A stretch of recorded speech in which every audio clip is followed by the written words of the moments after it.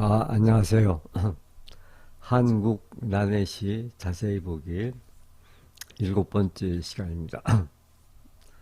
오늘은 지난번에 이어서 김병주 시인의 주저흔이라는 시를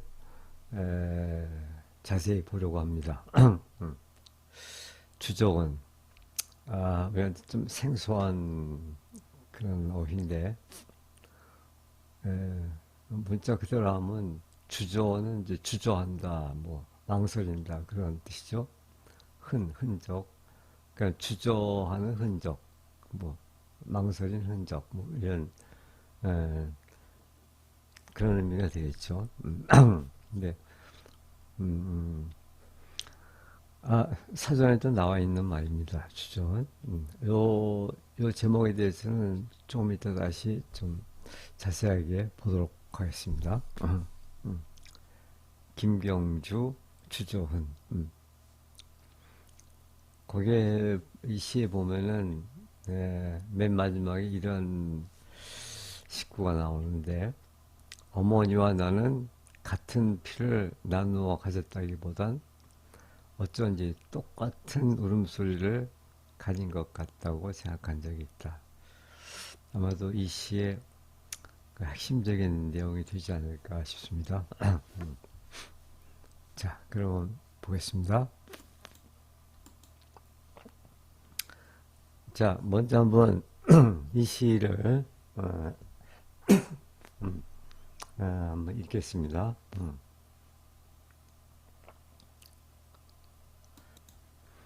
주저흔, 김경주. 몇 세기 전 지층이 발견되었다.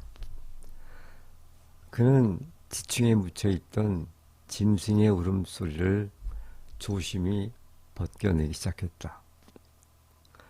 사람들은 발굴한 화석의 연대기를 물었고 다투어서 생물 연대를 찾았다.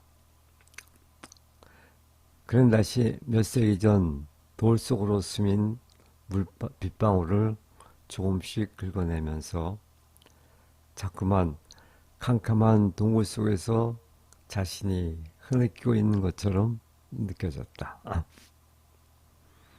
동굴 밖에선 횃불이 마구 날아들었고 눈과 비가 내리고 있었다.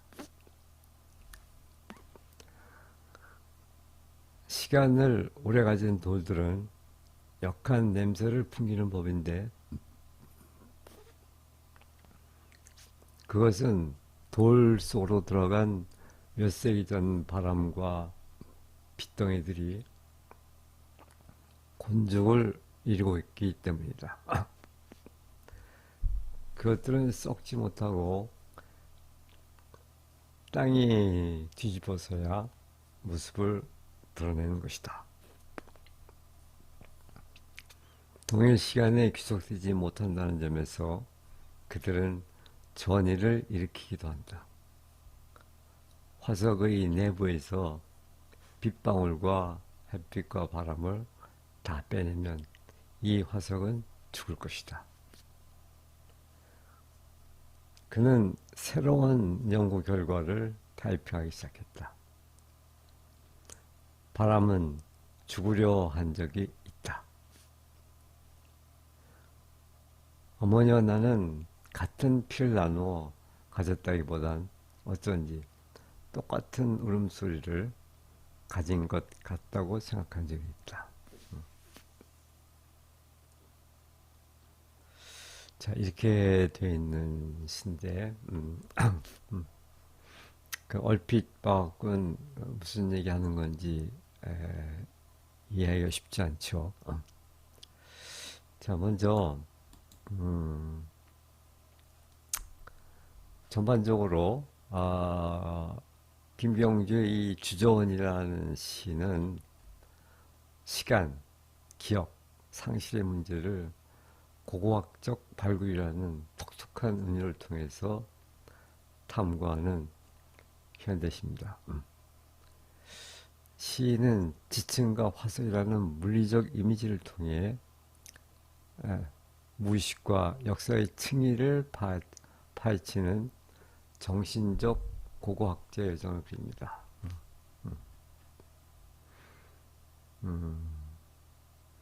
그러니까 그 고고학적인 그런 방법을 통해서 인간의 어떤 무의식이라든지 예, 역사 이런 것을 새롭게 에, 탐구하는 이제 그런 작업이죠. 이 시는 2006년에 발표되었고 아마도 김병주 시인의 중요한 대표작 중에 하나가 될 겁니다. 자, 그 다음에 이 제목 주저흔이라는 제목에 대해서 좀 살펴보도록 하죠. 원래 이 주저흔이라는 용어는 본래 법의학에서 사용되는 용어라고 그래요. 그래서 이것은 이제 그 스스로 목숨을 끊으려 할 때 결심이 흔들리거나 죽음에 대한 공포 때문에 칼이나 도구로 깊이 베지 못하고 망설인 흔적을 의미한다. 그런데 우리가 본 이 시에서는 이제 어떤 의미를 갖냐면은 이 시에서는 삶과 죽음 사이 혹은 존재와 비존재 사이에서 망설이는 근원적인 고통과 불안, 또 과거의 상처가 남긴 지워지지 않는 흔적을 상징합니다.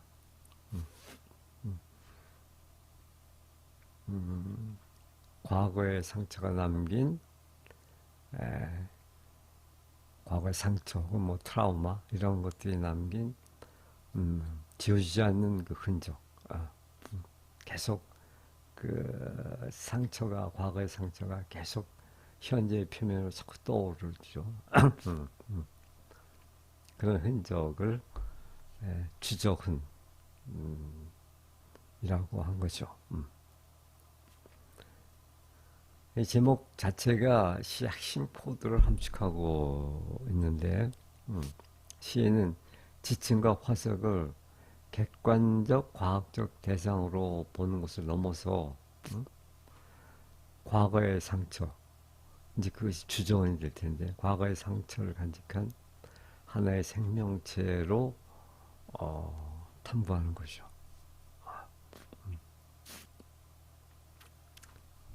자, 먼저 제목에 대한 이러한 그 이해를 머릿속에 갖고서 이 시를 좀 자세히 보도록 합시다.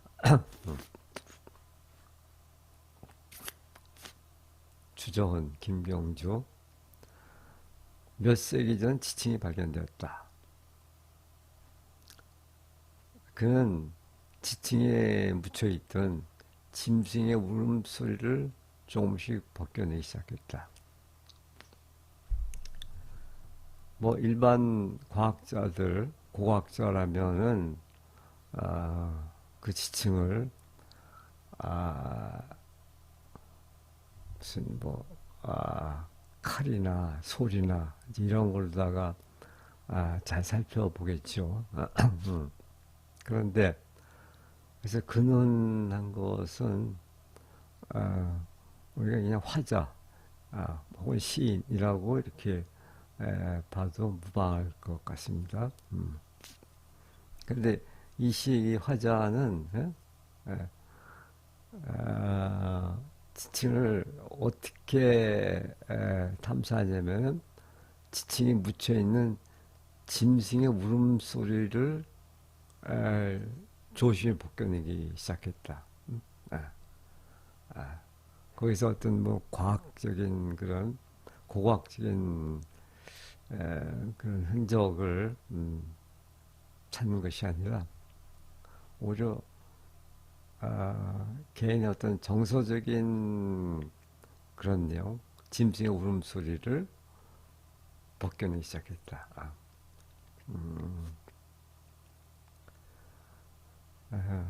그러니까 이 화석이 예, 그냥 아, 무생물인 그런 돌멩이라기보다도 그것이 어떤 아, 그 수많은 과거의 그런 역사와 사연을 간직하고 있는 어떤 생명체처럼 이렇게 다루는 거죠.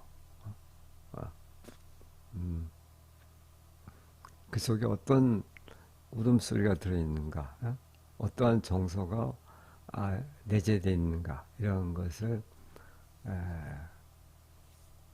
발굴하기 시작한다는 거죠. 음.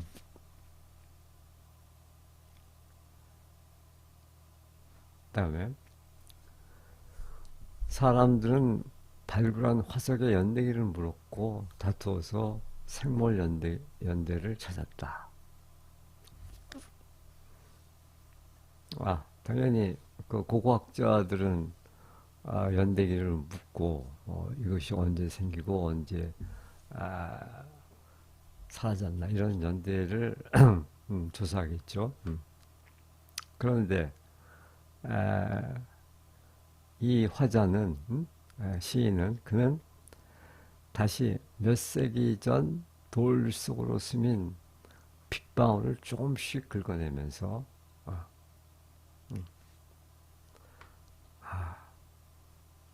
돌 속으로 스민 빗방울. 음, 아, 자, 물론 이제 그 상징적인 비유적인 그런 표현이겠죠. 어떻게 빗방울이 실제로 아, 긁어지겠어요? 음, 스민 빗방울을 조금씩 긁어내면서 그러니까 그 돌 속에 스며 있는 어떤 정서 상태, 예, 어떤 상처라든지 슬픔이라든지 이런 인간적인 정서를 그 돌에서 찾아내려고 하는 거죠. 음, 음,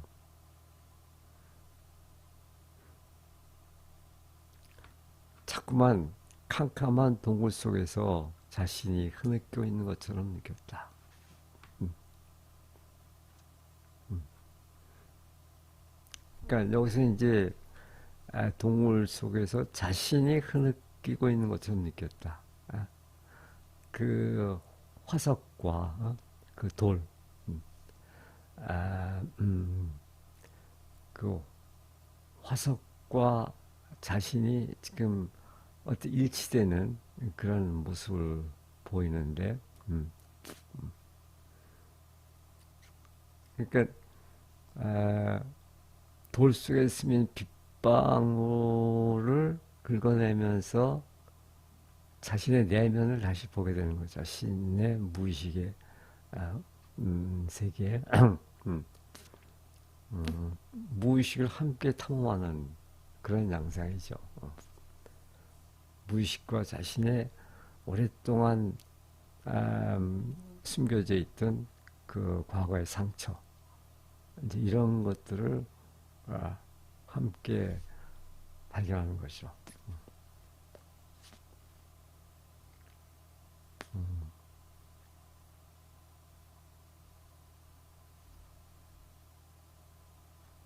그래서 돌 속으로 스면 빗방울. 아, 그래서 이제 아, 시간의 물질성, 시인은 시간을 추상적인 개념이 아닌 물질적 실체로 파악하는 거죠.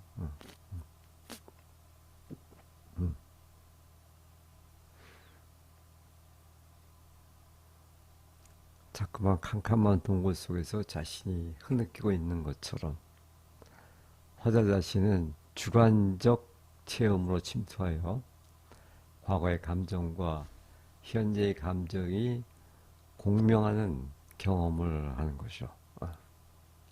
그래서 자신이 흐느끼는 것처럼 느껴졌다. 동굴 밖에선 횃불이 날아들었고 눈과 비가 내리고 있었다. 이게 동굴 속은 이제 동굴 속과 동굴 밖이 대비가 된 거죠. 그다음에 시간을 오래 가진 돌들은 역한 냄새를 풍기는 법인데 그것은 돌 속으로 들어간 몇 세기 전 바람과 빗덩이들이 곤죽을 이루고 있기 때문이다. 시간을 오래 가진 돌들은 역한 냄새를 풍기는 법인데 지금 이 화석과 인간의 그 무의식, 인간의 내면 세계가 지금 아, 그 동질화된 그런 상태니까 사실 아, 시간을 오래 가진 돌도라는 것은 또 인간으로 말하면 아, 인간에게 쌓여 있는 그 과거의 흔적들, 무의식, 그 켜켜이 쌓여 있는 그 무의식들 이런 것들이 이제 많을수록 역한 냄새를 풍기는 법이다 이런 얘기겠죠. 당연히 그렇겠죠. 근데 그것은 돌 속으로 들어간 몇 세기 전 바람과 빗덩이들이 곤죽을 이루고 있기 때문이다. 그 화석의 돌 속으로 들어간 아, 몇 세기 전의 바람, 빗덩이, 예? 아, 뭐 빗물, 이제 이런 것들이 곤죽을 이루고 있다고 하는 것은 우리의 내면으로 보면은 우리의 내면 무의식 속에 쌓여 있는 그런 여러 가지 시련과 상처의 그런 아,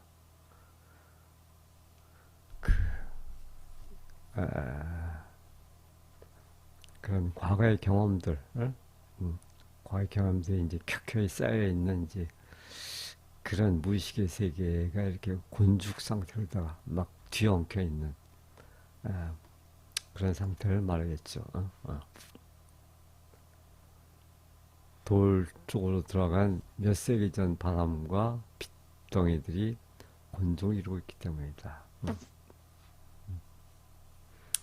자, 그것들은 썩지 못하고 땅이 뒤집어서야 모습을 드러내는 것이다.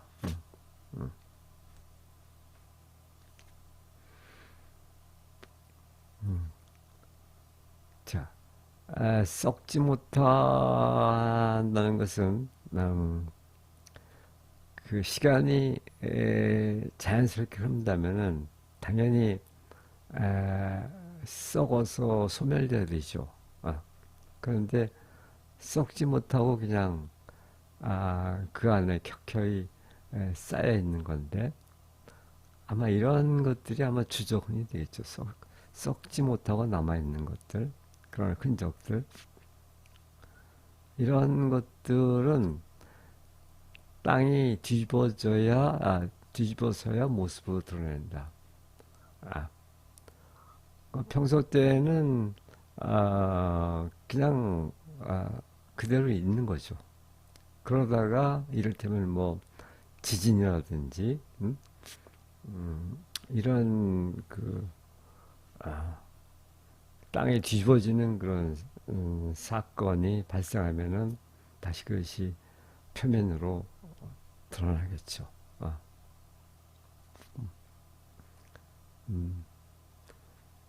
동일 시간에 귀속되지 못한다는 점에서, 그러니까 동일 시간에 귀속되지 못한다는 것은 에, 음, 그러니까 어떠한 사건이나 음, 어떠한 현상이 에, 동일 시간에 귀속된다면은 시간이 이제 흘러가면서 서서히 소멸되고 이렇게 될 텐데 위에서 얘기한 것처럼 썩지 못하고 그대로 있으면은 동일 시간에 귀속되지 못하는 거죠. 그러니까는 그것들은 어떤 전이를 일으키기도 한다. 동일 시간에 귀속되지 못한다. 아, 이것은 일종의 전이의 개념일 텐데 시간의 층위에서 시간의 층위들이 단선적으로 배열되지 않고 서로 침투하고 중첩되며 때로는 전이를 통해 현재를 뒤흔드는 것이다. 여기서는 과거의 시간들이 현재의 경험으로 전이되어 나타나는 현상을 의미한다. 그렇죠.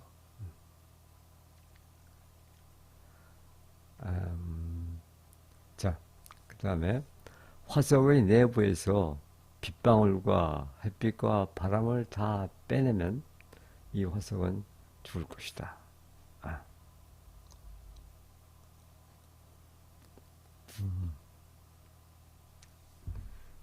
그러니까 이 화석은 아, 살아있는 생명체 같은 거죠.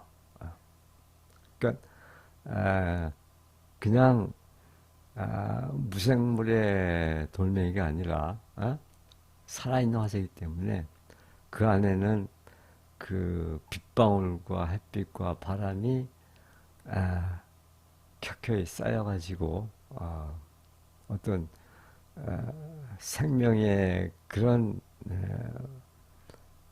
형태를 이제 띠고 있다는 거죠.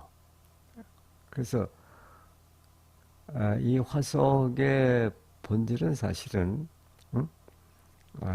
빗방울과 햇빛과 바람 이런 것들인데 이런 것들이 그 화석의 생명을 이루는 것들인데 이런 걸 빼면은 그건 정말 그냥 아, 무생물의 그런 돌덩이에 불과하게 되어 있죠.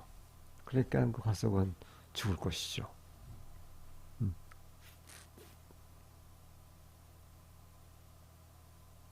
음.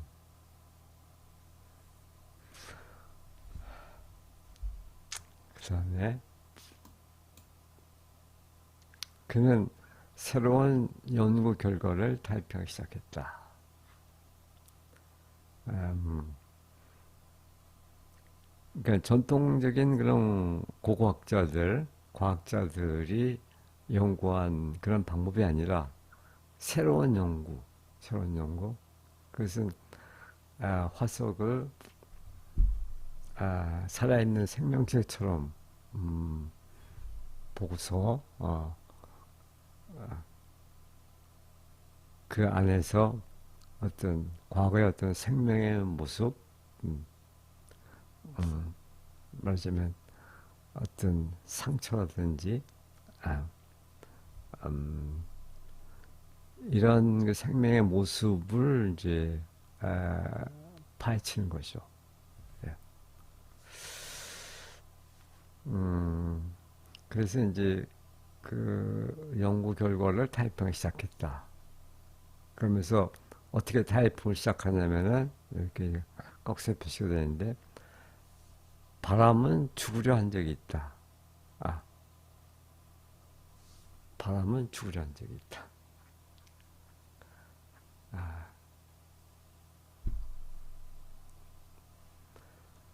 바람이라는 가장 비물질적인 것조차 죽음을 생각했다는 것은 자연 현상에 대한 의인화를 넘어서 세계 자체가 세계 자체에 내재한 그런 울적함과 소멸 충동을 바람에게서 발견했다는 그런 얘기가 되겠죠. 음, 음,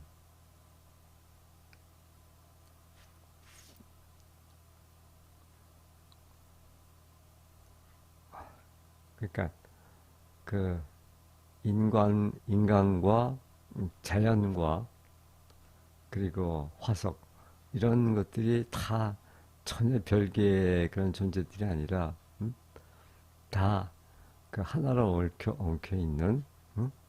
음, 그런 존재라는 거죠. 그러니까 바람도 이렇게 아 바람의 삶이 고통스러워서 죽으려고 맘먹은 적이 있다. 이런 표현이 나오는 거죠.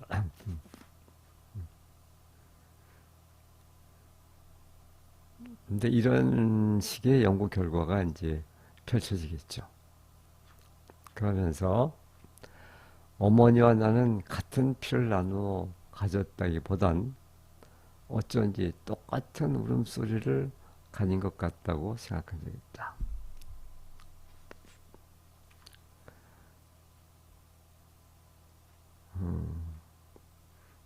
어머니와 나는 당연히 같은 피를 나눠 가졌겠죠. 예, 같은 피를 나눠 가졌다. 이 말은 뭐 DNA가 이렇게 유전됐다. 예? 아, 음, 이제 그런 말 텐데, 물론 생물학적으로 당연히 그렇겠죠. 그런데 그런 것보다 예? 더 근본적인 것은 똑같은 울음소리를 갖고 있다. 예? 울음소리. 그래서 어떤 그 정서의 그런 나 전달, 어머니의 정서가 나에게로 이렇게 넘어오는 거죠. 그러니까 나는 어머니의 정서를 물려받았다고 이렇게 하는 거죠. 어. 이제 그러니까는 똑같은 울음소리를 가진 것 같다. 화자는 어머니는 이제 근원적 존재와의 관계를 피, 생물학적 연결이 아닌 똑같은 울음소리, 정서적 고통의 공유, 상태의 전이로 이렇게 아, 규정하는 거죠. 어머니가 겪었던 삶에 대한 추조와 고통, 이제 그것이 울음소리인데, 이 화자에게 그대로 전이 되었음을 인정하는 것이다. 이 울음소리는 맨 앞에 일련의 짐승의 울음소리와 연결되어 인간의 근원적인 고통을 상징한다. 유전적 연결 이상의 정서적 공유를 주장하는 거죠. 울음소리는 언어 이전에 가장 원초적인 정서의 표현이라고 할 수 있겠죠. 자, 이 시를 좀 종합적으로 얘기한다고 하면은 정신적 고고학으로서의 시쓰기 이렇게 얘기할 수가 있을 텐데 주저어는 단순한 개인적 회상의 시가 아니다. 이 시에서 화자는 자신의 무의시라는 지층을 발굴하는 고고학자다. 그의 도구는 삽과 소리 아니라 언어와 감각이 되겠죠.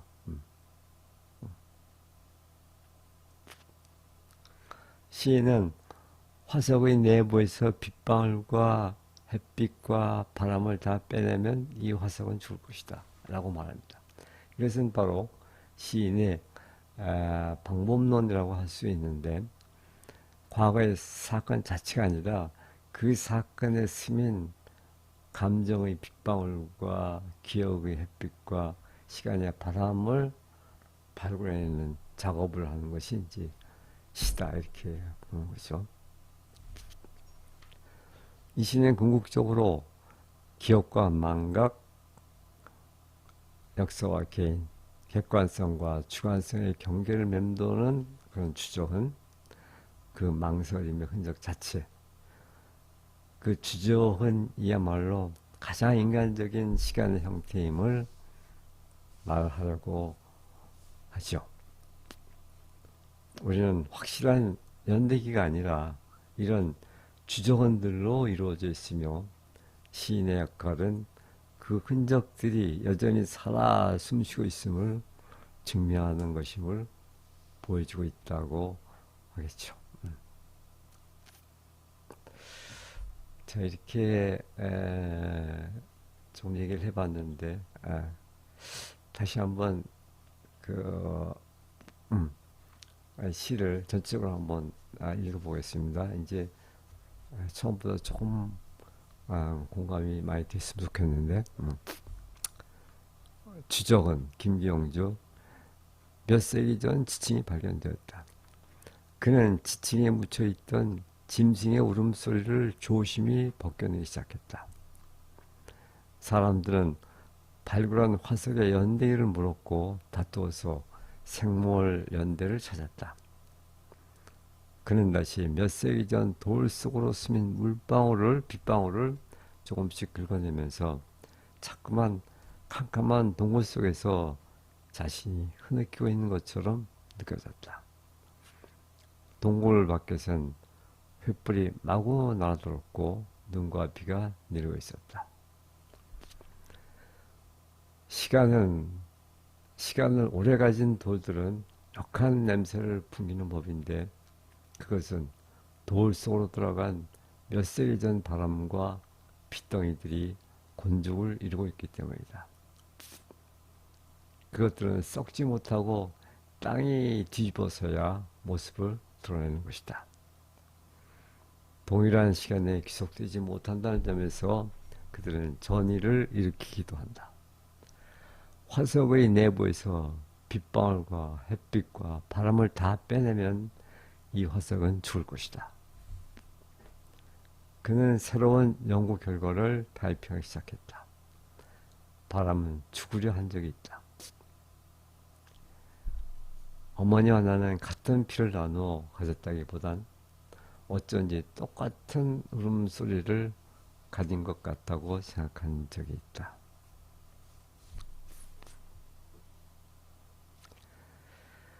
자, 오늘은 이렇게 해서 김경주 시인의 주저흔이라는 시를 함께 보았습니다. 예, 고맙습니다.